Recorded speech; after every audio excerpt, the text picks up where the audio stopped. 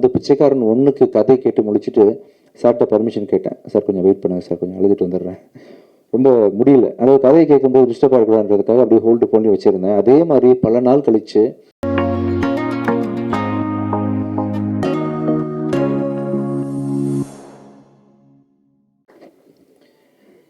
இங்கே வந்து என்னை வாழ்த்த வந்திருக்கும் நண்பர்கள் உங்கள் அனைவருக்கும் மனமார்ந்த நன்றிகள்.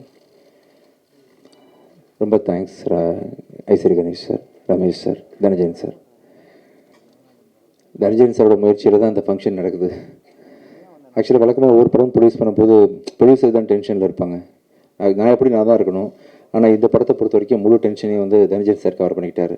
அங்கே தேட்டர் போட்டிங்களா, தேட்டர் விழுந்துருச்சா, ப்ரெஸ் மீட் வச்சிட்டிங்களா, ஆந்திரா போயிட்டீங்களா, தேட்டர் போயிட்டீங்களான்னு சொல்லிட்டு பின்னாடி இருந்து எந்த விதமான பலனும் இல்லாமல் சார் நான் நல்லா இருக்கணுன்ற ஒரே ஒரு காரணத்துக்காக மட்டுமே வந்து நீங்கள் இவ்வளோ பண்ணிட்டுருக்கீங்க சார். ரொம்ப நன்றி சார். இப்படி மனுஷன் நான் சம்பாதிச்சது ரொம்ப நான் பாக்கியப்பட்டிருக்கேன். ரொம்ப தேங்க்யூ சார், ரொம்ப நன்றி. இந்த படத்தை வந்து நிறைய மேடைகள் வெற்றி கொடுத்துருக்கேன், தோல்வி கொடுத்துருக்கேன்,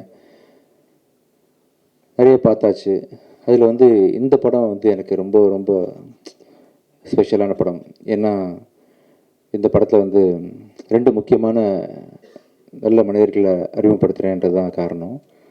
ஒன்று வந்து முதல்ல லியோ ஜான் பால் டைரக்டர். எந்த ஒரு படமுமே பார்த்திங்கன்னா ஹீரோனால் ஓட போகிறதில்ல. கடவுளே வந்து ஹீரோ நடித்தா கூட டைரக்டரோட ரைட்டிங்கும் டைரக்ஷனும் ஸ்ட்ராங்காக இல்லைன்னு சொன்னால் ஒரு ஷோ கூட பிக்கப் ஆகாத படம். அதே வந்து யாருனாலுமே ஒரு குரங்கு வச்சு படம் இருக்கிறோம், கழுதி வச்சு படம் இருக்கிறோம் அப்படின்னு சொன்னால் டைரக்டர் ரைட்டிங் ஸ்ட்ராங்காக இருந்தால் அந்த படம் பிளாக் பஸ்டர் ஆகும். அதுக்கு ராமநாதன் சார் பெரிய உதாரணம். அப்படி வந்து நான் எந்த படத்துக்கு ஓடினாலுமே அந்த படத்துக்கான முழு அங்கீகாரத்தையும் நான் டைரக்டர் தான் கொடுப்பேன். இது வரைக்கும் அப்போ நான் அத்தனை படம் அப்படி தான். அதில் வந்து ஒரு இந்த படம் ஓடினதுக்கு முழு முதற் காரணம், எல்லா காரணமுமே வந்து என் டைரக்டர் லியோ ஜான் பால் தான். அவர் வந்து நான் வேறு லெவலில் இருக்க வேண்டிய ஒரு எடிட்டர் இண்டஸ்ட்ரிக்குள்ளே. அளவுக்கு அதிகமான சின்சியாரிட்டி. ஆக்சுவலாக டேரக்டருக்கே கோவம் வரும் சம்டைம்ஸு. ஆனால் அவர் டேரக்டருக்காக தான் பேசிகிட்டு இருப்பார் லியோ. ஆனால் அதை ஒத்துக்கிறதுக்கும் புரிஞ்சுக்கிறதுக்கும் கொஞ்சம் டைம் ஆகும் எல்லாருக்குமே. பட் கெட்ட பேர் வேணாலும் பரவாயில்ல, நான் வந்து உண்மைக்கு பக்கம் நிற்பேன், நல்லது தான் சொல்லுவேன்ற மாதிரி பல விஷயங்கள் அவர் பிடிவாதமாக இருந்ததை பார்த்து தான் அந்த வாய்ப்பை நான் உங்களுக்கு கொடுத்தேன். ஆக்சுவலாக நானே சில சமயம் கோவப்பட்டிருக்கேன், என்ன லியோ அப்படின்ட்டு கேட்டிருக்கேன்.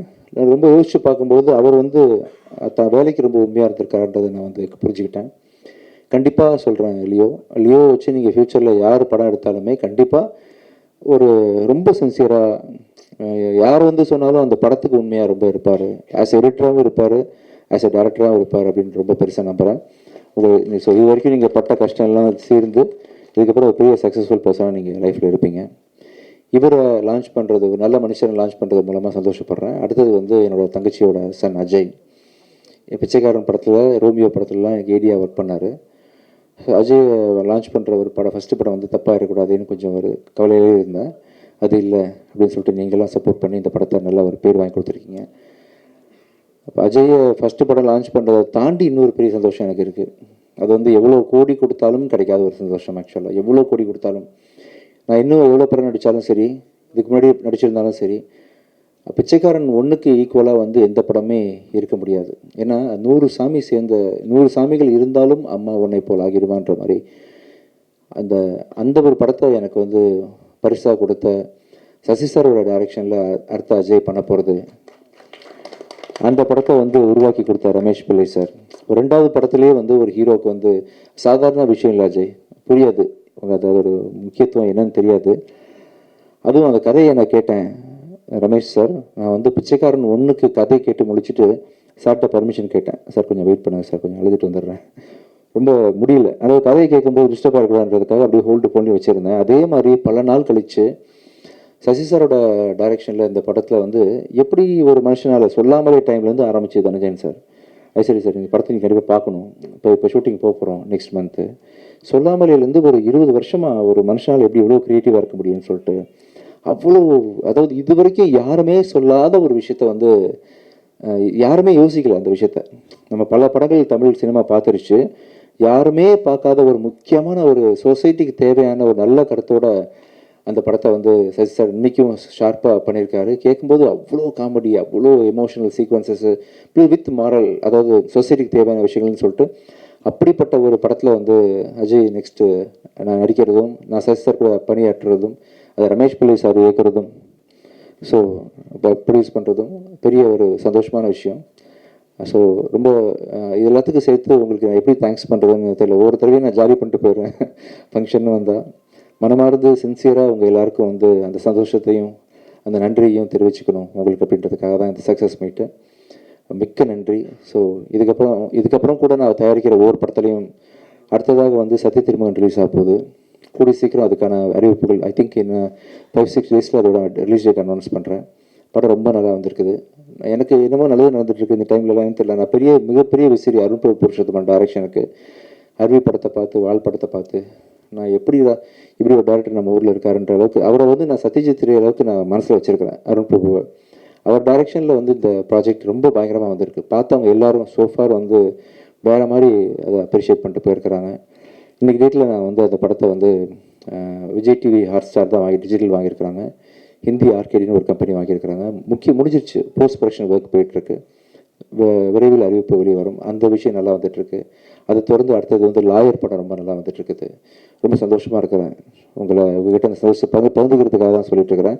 மிக்க நன்றி. ஸோ ஒரு திரைப்படம் லியோ ஜான் பாலோட க்ரியேட்டிவிட்டிக்கு வந்து உருவம் கொடுத்த இந்த படத்தில் பணிபுரிஞ்ச நீங்கள் சொன்ன மாதிரி ADs, cameraman, assistant directors, art directors, fight masters உங்கள் எல்லாருக்கும் மிக்க நன்றி தெரிவிச்சுக்கிறேன். பெகிடா, தீப்ஷிகா அண்ட் கனிமொழி உங்கள் எல்லாருக்கும் மிகப்பெரிய நன்றிகள். ஸோ இந்த படத்தில் இன்னொரு முக்கியமான ஒரு தூணாக செயல்பட்ட ஒரு மனிதர் வந்து இந்த ராஜீவ். எங்கள் படத்தோட கேமராமேனுக்கு வந்து ஆக்சுவலாக பாதியில் வந்து உங்களுக்கு பூங்கொத்து கொடுத்துட்ற வாங்க ப்ளீஸ் மேலே. இந்த படத்தில் கேமராமேன் வந்து கொஞ்சம் நடுவில் கொஞ்சம் பாதி படம் போயிட்டு இருக்கும்போது இதாகிடுச்சு. கொஞ்சம் கால் பிரேக் ஆகும்போது அந்த கேமராமேனுக்கு உறுதுணையாக இந்த படத்தை நிறுத்திடக்கூடாது அப்படின்னு சொல்லிட்டு பாதியில் வந்து ஜாயின் பண்ணி படத்தை நல்ல முறையில் முடிச்சு கொடுத்தா உங்களுக்கு மிகப்பெரிய நன்றி. வாங்க சார். ரொம்ப சந்தோஷம் சார். நீங்கள் கொடுத்த என்கரேஜ்மெண்ட் அது இல்லாமல் நான் இங்கே இல்லை. இன்னும் தைரியமாக இருக்கேன் நீங்கள் இருக்கீங்கன்ற நம்பிக்கையோட. Thank you sir. கூடிய சீக்கிரம் வந்து சக்தி திருமகன் ப்ரெஸ் மீட்டு அதோட ப்ரொமோஷனல் விஷயங்களில் இன்னும் நிறைய விஷயங்கள் ஷேர் பண்ணிக்கிறேன். ஐசரி கணேஷ் சார் மிக்க நன்றி சார்.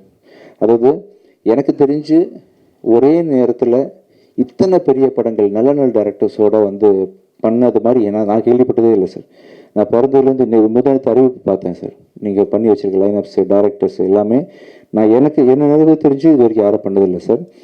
சாய்ஸ் ஆஃப் டேரக்டர்ஸ் ரொம்ப ஸ்ட்ராங்காக இருக்குது. சாய்ஸ் ஆஃப் ஸ்கிரிப்ட் ரொம்ப ஸ்ட்ராங்காக இருக்குது. உங்கள் கனவு வந்து பெரிய லெவலில் ஜெயிக்கும் சார் ஷியூராக. ரொம்ப சந்தோஷமாக இருக்குது.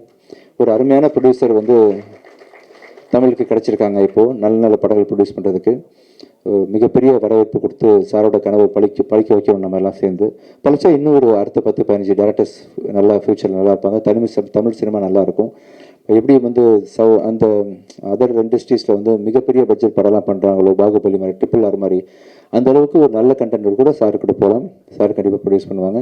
மிக்க நன்றி sir. Ramesh sir and Ishari sir 2 பேரும் வந்து இந்த நிகழ்ச்சியை சிறப்பிச்சதுக்கு ரொம்ப நன்றி. உங்களுக்கும் மிக்க நன்றி. ரொம்ப ரொம்ப தேங்க்ஸ். தேங்க்யூ. கவிதா ரொம்ப தேங்க்ஸ். தேங்க்யூ.